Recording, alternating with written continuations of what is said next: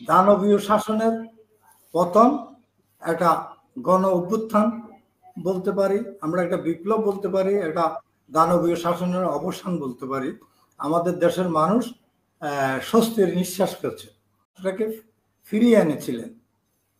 আমরা আশা করেছিলাম, তারপরেও শাসন ব্যবস্থা সফল ব্যর্থতা ছিল। গণতান্ত্রিক জবাবদিহিমূলক গণতান্ত্রিক রাষ্ট্র প্রতিষ্ঠা করা হয় নাই। কিন্তু এই সফলতার মানে এটা স্বাধীনতার লড়াই নয়। আমার ৭১-কে অস্বীকার করে বাদ দিয়ে বাংলাদেশ একটা স্বাধীন রাষ্ট্র এই কথা বলা যাবে না।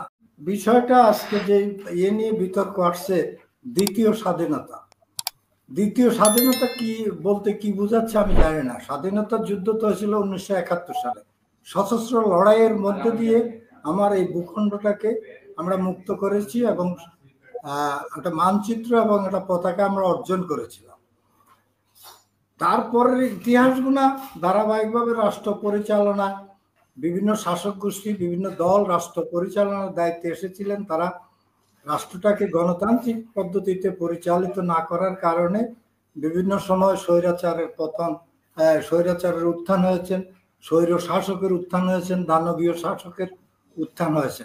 তাদের বিরুদ্ধে আবার এই ভূখণ্ডের মানুষ আমরা সংগ্রাম, লড়াই এবং সংগ্রাম করেছি গণতান্ত্রিক রাষ্ট্র প্রতিষ্ঠার জন্য। কিন্তু সেই আপনি জানেন বিগত যে সরকার ছিলেন ১৭ বছর, সেটা অনেকে ফ্যাসিস্ট বলেন, অনেকে স্বৈরাচার বলেন। আমি আমার ভাষায় বলি এটা দানবীয় শাসক ছিল। তাদের কাছে কোনো মানবিক মূল্যবোধ ছিল না এই শাসকদের। তো এই দানবীয় শাসনের বিরুদ্ধে দীর্ঘ লড়াই সংগ্রাম ১৭ বছর হয়েছে। বিভিন্ন রাজনৈতিক দল যারা গণতান্ত্রিক ধারা বিশ্বাসী, গণতান্ত্রিক রাষ্ট্র ব্যবস্থা বিশ্বাসী, তা আমরা সহ সবাই আমরা আন্দোলন সংগ্রাম করেছিলাম। কিন্তু গত কিছুদিন আগে যে ছাত্র জনতার একটা আন্দোলন হয়, কিন্তু আন্দোলন তো শুরু হয়েছে অনেক আগ থেকে। সে আন্দোলনের চূড়ান্ত পর্যায়ে তারা অংশগ্রহণ করে, সে আন্দোলনের চূড়ান্ত পর্যায়ে এসে শাসক গোষ্ঠী পালিয়ে গেলেন। পালিয়ে যাওয়ার পরে আমরা এটাকে মূল্যায়ন করতে চাই একটা দানবীয় শাসনের পতন, একটা গণ অভ্যুত্থান বলতে পারি, আমরা একটা বিপ্লব বলতে পারি, একটা দানবীয় শাসনের অবসান বলতে পারি। আমাদের দেশের মানুষ স্বস্তির নিঃশ্বাস ফেলছে। তো এইটাকে কেউ কেউ দ্বিতীয় স্বাধীনতা বলতে চাচ্ছেন। দ্বিতীয় স্বাধীনতাটা কি?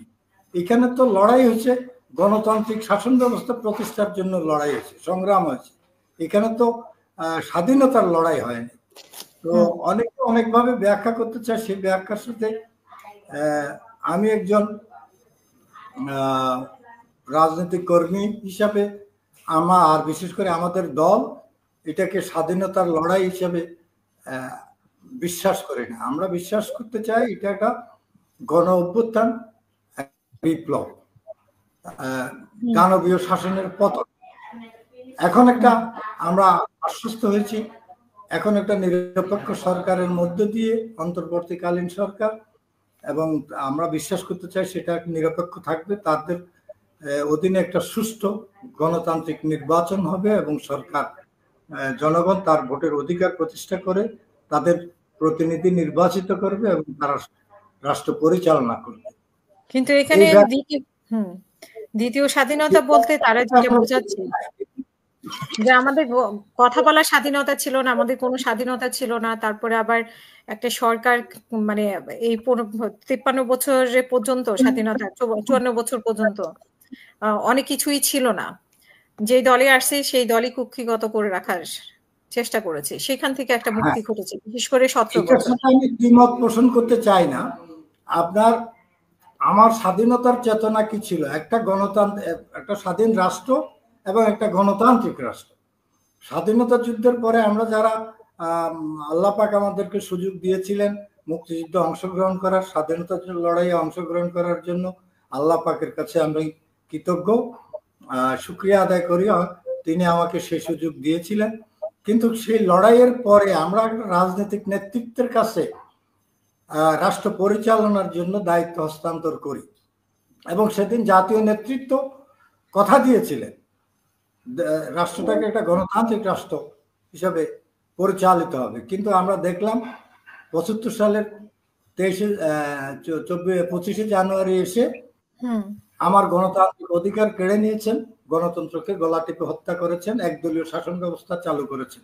তারপরে সেই সরকারের বিরুদ্ধে আবার এই ভূখণ্ডের মানুষ, আমরা ছাত্র জনতা তখনকার আন্দোলন সংগ্রাম করেছেন এবং ৭৫-এ ১৫ই আগস্ট রাজনৈতিক পট পরিবর্তনের পরে নতুন রাষ্ট্র পরিচালনার দায়িত্বে শহীদ রাষ্ট্রপতি জিয়াউর রহমানের হাতে ক্ষমতা হস্তান্তর হওয়ার পরে তিনি বহুদলীয় গণতান্ত্রিক শাসন ব্যবস্থা আবার চালু করেন।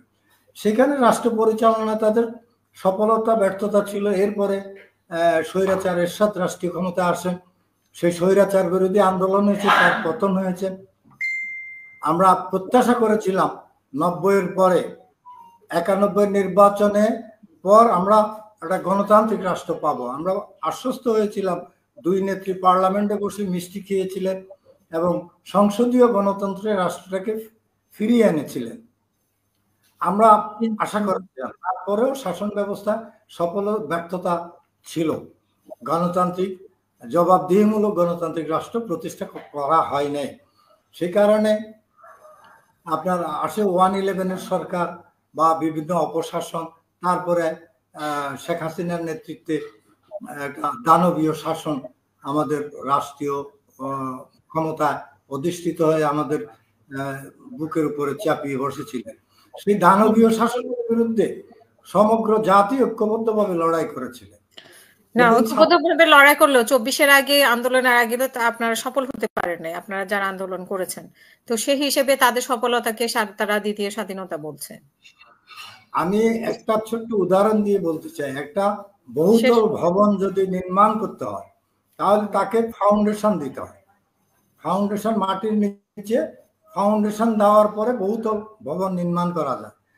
এই ১৬-১৭ বছরে দানবীয় শাসনের বিরুদ্ধে গণতান্ত্রিক ধারা বিশ্বাসী সকল রাজনৈতিক দল, ছাত্র জনতা শ্রমিক আন্দোলন করেছিল। সে আন্দোলনে কখনো সফলতা কখনো ব্যর্থতা আসছে।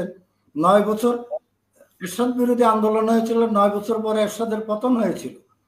ঠিক তেমনি ভাবে আমাদের আন্দোলনের একটা ধারাবাহিকতা এসে ২৪-এ এসে ছাত্ররা তাদের আন্দোলন শুরু করেন। তাই সেই আন্দোলনের সাথে জনতা এবং সমস্ত রাজনৈতিক দল আমরা অংশগ্রহণ করেছি। ব্যানারে না হোক আমরা রাজপথে নেমে এসেছিলাম, আমাদের মা বোনেরাও রাজপথে নেমে এসেছিলেন, তারপরে সফলতা আসছে। কিন্তু এই সফলতার মানে এটা স্বাধীনতার লড়াই নয়। আমার ৭১-কে অস্বীকার করে বাদ দিয়ে বাংলাদেশ একটা স্বাধীন রাষ্ট্র এই কথা বলা যাবে না। যারা এই দুঃসাহস দেখান আমি তাদের প্রতি আহ্বান জানাবো, এই বিতর্ককে বাদ দিয়ে আসুন একটা গণতান্ত্রিক রাষ্ট্র প্রতিষ্ঠার যে লড়াই সংগ্রাম হয়েছিল সেই গণতান্ত্রিক রাষ্ট্র আমরা প্রতিষ্ঠা করি, একটা জবাবদিহিমূলক রাষ্ট্র আমরা প্রতিষ্ঠা করি এবং প্রতিহিংসামুক্ত একটা বাংলাদেশ প্রতিষ্ঠা করতে চাই এবং সুস্থ ধারা রাজনীতিটা আমরা ফিরিয়ে আনতে চাই আমাদের সন্তানদের জন্য এবং আমরা আমাদের যে কাঙ্ক্ষিত বাংলাদেশ সেটা আমরা প্রতিষ্ঠা করে যেতে চাই। আজকে যারা শেষ করবেন প্লিজ। আজকে যারা এটাকে দ্বিতীয় স্বাধীনতা হিসেবে তুলে ধরতে চান, এটা অপব্যাখ্যা হবে, ইতিহাসকে বিকৃত করা হবে। আমি আহ্বান রাখবো, আসুন ঐক্যবদ্ধভাবে একটা গণতান্ত্রিক রাষ্ট্র, জবাবদিহিমূলক কার্যকর গণতন্ত্র আমরা প্রতিষ্ঠা করি, প্রতিহিংসা মুক্ত একটা বাংলাদেশ এবং সুস্থ ধারা রাজনীতি ফিরিয়ে এনে আমার কাঙ্ক্ষিত বাংলাদেশ আমরা প্রতিষ্ঠা করি। এই প্রতিষ্ঠার মধ্যে দিয়ে সকল বিতর্কের অবসান হবে বলে আমি বিশ্বাস করতে চাই। ছাত্রদের যেই দল তারা তো অনেক কথা বলেছেন, তাহলে গাড়ির বহর কেন আসবে? সাধারণ মানুষ তাহলে ওই যে কথাটা বললাম, যিনি যায় লঙ্কা তিনি হন রাবণ, বলে এক কথা করে আরেক কথা, আরেক কাজ। সেই জন্য আমি যেটা বলতে চাচ্ছিলাম, বাট তারা তো সাথে সাথে আবার ব্যাখ্যাও দিচ্ছে কেন করছে, কি করছে, টাকা পয়সার বিষয়ে ব্যাখ্যাও দিচ্ছে। ব্যাখ্যা তো অনেকেই অনেকভাবে দেয়, ওই মনের মাধুরী মিশিয়ে ব্যাখ্যা দেওয়া যায়, কিন্তু ব্যাখ্যাটা গ্রহণযোগ্য হতে হবে।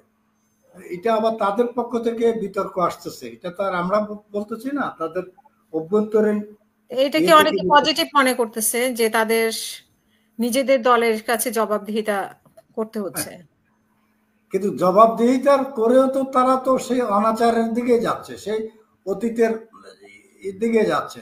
কথাটা হলো যে এই যে লক্ষ লক্ষ কোটি কোটি টাকা তারা কোত্থেকে পাচ্ছেন, টাকাটা আসতেছে কোত্থেকে? আমরা তো রাজনীতি করি, আমরা তো রাজনীতি করতে যেয়ে আমরা দেখি তো ঘাম বের হয়ে যায়।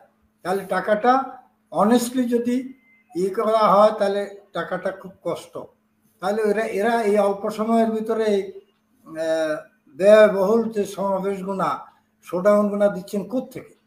যাই হোক, আমি সে বিতর্কে যেতে চাচ্ছি না। আমি যে কথাটা আবারও বলতে চাচ্ছি, রাষ্ট্রটাকে আজকে যে পর্যায়ে নিয়ে গেছেন, অতীতের দানবীয় শাসক সমস্ত প্রতিষ্ঠানকে ধ্বংস করে গিয়েছেন, সাংবিধানিক প্রতিষ্ঠানগুলো ধ্বংস করে গিয়েছেন, অর্থনীতি তো ধ্বংস করছেনই। তারপরে 5ই আগস্টের পট পরিবর্তনের পরেও আজকে এই 7 মাসের মধ্যে রাষ্ট্রটা যে সংকটের মধ্যে দিয়ে অতিবাহিত হচ্ছে, এই সংকট উত্তরণের জন্য, আমি আবারও বলছি, সংকট উত্তরণের জন্য একটা জাতীয় সরকার অত্যন্ত জরুরি। সে জাতীয় সরকারটা যদি করা যায় সঠিকভাবে, তাহলে আমার এই সংকট উত্তরণ করে জাতিকে, আমার রাষ্ট্রটাকে আমরা গণতান্ত্রিক রাষ্ট্রের দিকে হাঁটাতে পারবো বলে আমি বিশ্বাস করি। আমার এই পরিণত বয়সেও 73 বছর বয়সে এসে আমি বিশ্বাস করতে চাই যে যদি জাতীয় সরকার সঠিকভাবে করা হয় এবং সেই সরকারটাকে যদি আমরা ঠিকভাবে পরিচালনা করতে পারি, তাহলে আমার রাষ্ট্রটাকে আমরা একটা গণতান্ত্রিক রাষ্ট্রের দিকে নিয়ে যেতে পারবো এবং একটা স্থিতিশীল রাষ্ট্র হিসেবে প্রতিষ্ঠা দিতে পারবো আমাদের আগামী প্রজন্মের জন্য এবং আমাদের সন্তানদের জন্য। আমি বিশ্বাস করতে চাই আজকের এই আলোচনা যারা শুনছেন, যদি সরকারের কেউ যদি শুনে থাকেন, তাহলে জাতীয় সরকার প্রতিষ্ঠার জন্য ওই রাস্তায় হাঁটতে হবে এবং নির্ধারণ করতে হবে। আমি যে কথাটা বলছি, রাজনৈতিক দলের পরীক্ষিত লোক এবং অবসরপ্রাপ্ত সামরিক অফিসার যারা পরীক্ষিত দেশপ্রেমী, সেখান থেকে নিয়ে সিভিল অ্যাডমিনিস্ট্রেশনে যারা ছিলেন অভিজ্ঞ, এবং সব লোক যে খারাপ আমি এটা তো বলবো না, সব আমলাই যে খারাপ, সেখান থেকে ভালো লোক নিয়ে রাজনীতিতে যারা একসময় অবদান রেখেছে, এখন রাজনীতিতে সক্রিয় না, কিন্তু তারপরও রাজনৈতিক ব্যক্তিত্ব, দেশকে ভালোবাসেন, তাদের থেকে নিয়ে একটা জাতীয় সরকার গঠন করুন এবং জাতিকে এবং আমার রাষ্ট্রটাকে একটা স্থিতিশীল রাষ্ট্রের দিকে আমরা নিয়ে যেতে চাই।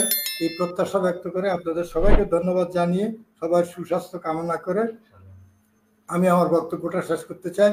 আর খাস করে আপনার মাধ্যমে, আমি দীর্ঘদিন অসুস্থ ছিলাম, যেন আমার জন্য সবাই দোয়া করেন।